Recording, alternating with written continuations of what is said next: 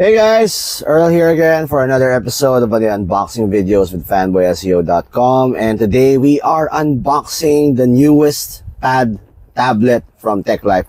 This is the TechLife Pad Pro 12-inch, and this is available now in stores, and buksan na natin siya. Tingnan natin if it's worth the hype, kasi I'm very hyped with this product. Some of the tech friends that we have have already experienced using this tablet. So is it going to be the pahabol winner for 2025, or are other products worth it? Pero I'm pretty sure that this is a very good product to get, especially for the holidays. And kung medyo may budget kayo, or you're tight yung budget nyo and you need something that will be able to play or be able to do your Facebook, this is probably be it. So, buksan na natin siya ngayon right now, and let's see. So, ito ang box. Remove na natin yung top. Sorry. I forgot, sorry. So, ito nga pala yung harap. Ito yung sides. And ito yung likod. Ayan. So, I'm just gonna show you here sa aking other camera yung mga specs and details ng TechLife Pad Pro 12. Okay, so eto na. Buksan na natin siya. And yan. Ang arte ng pagbukas ko. Pasensya na. I'm just trying this new setup. So, ayan. Try natin lang. Bumukas ka na. Konti na lang. Okay, ayan. So, para hindi na mahulog. Awkward naman kung mahulog, di ba? Okay, ayan. Okay, move na natin siya. Ito yung product. Ito yung tablet. Let's see now ngayon kung ano ang laman niya, and ano yung mga features, and ano yung mga other items dun sa box na nakabundle when you buy this online. And this is also available now on shopping platforms and on the TechLife stores near you. So, ito si tablet. Ayan. Pakita natin sa aking second camera. Remove na natin yung wrappings. Ganda ng color niya, in fairness, goldish color to. Ano ba nakalagay dito sa box? Mamaya balikan natin yung color. So, tanggalin na natin.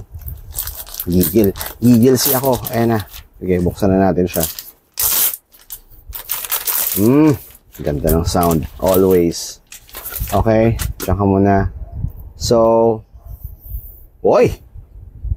matte finish.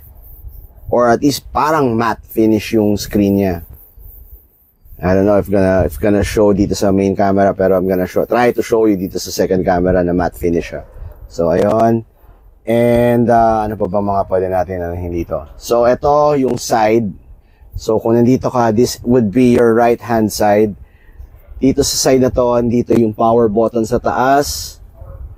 Ayan, power button sa taas. And then, yung volume controls. So, ito yan. Dito siya. And ito yung volume controls. Tapos, let me see what else is here. So, ang speakers niya, I have 1, 2, 3, 4. So, 4 speakers ang available dito. Di katulad sa ibang mga items, ibang products, may dalawa lang. So, isa dito, tapos isa doon sa kabilang dulo. Dito, 4. So, mas maganda yung sound, mas maganda yung quality ng sound. Tapos, ito yung USB, ito yung 4. Tapos, ito yung USB port for charging. Let's, wala na yata. Yeah, yun lang. I don't think there is, pero LTE siya, which is also a nice improvement from other tablets. And, ito yung camera niya sa likod. Diba? Pwede na. Okay na rin to. Yan ang magandang camera, or at least medyo meron siyang AI camera setup, and then nakalagay yung TechLife dito sa side na to. Ayan, TechLife. Okay, check natin yung iba pang laman ng box. And let's see. What is this?